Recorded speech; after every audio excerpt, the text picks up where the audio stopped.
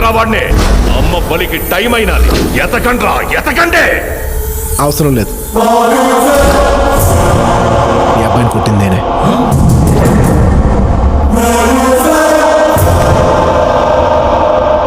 మాట్లాడటానికి వచ్చాను.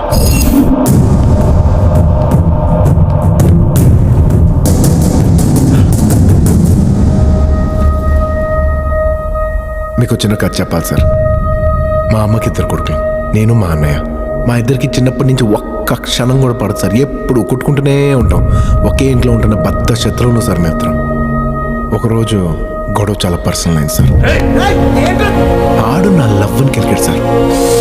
తట్టుకోలేకపోయాను, మెంటల్ వచ్చేసింది. లవ్ కాదు సార్, ఈగో రేస్ అయిపోయింది. పగబట్టాను, మండిపోయింది. ఎలాగైనా ఆడు ఉద్యోగం ఓడకొట్టేళ్ళని ఫిక్స్ అయిపోయి ఆడు జీవితకి వెళ్ళిపోయాను సార్.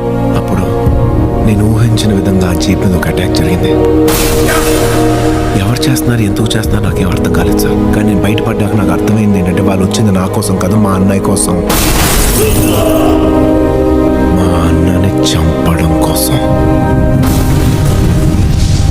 అంతే సార్, నా మైండ్ బ్లాంక్ అయిపోయింది.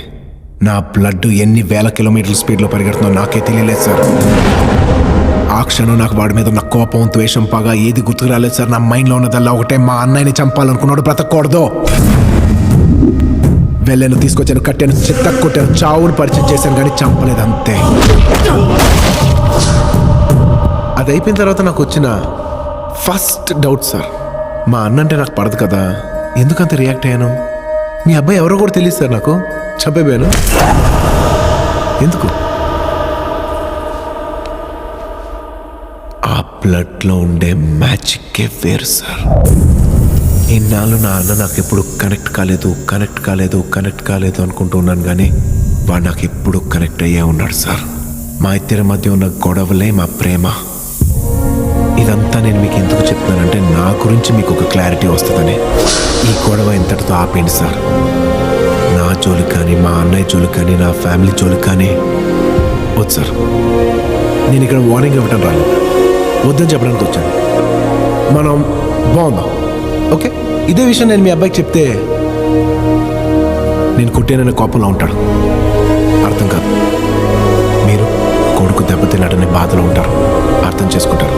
మనం చెప్పే విషయం కోపంలో ఉండేవాడి కంటే బాధలో ఉండేవాడికి అర్థం అవుతుంది. ఇంతటితో ఆపేద్దాం. మీ అబ్బాయికి చెప్పండి. వస్తాను.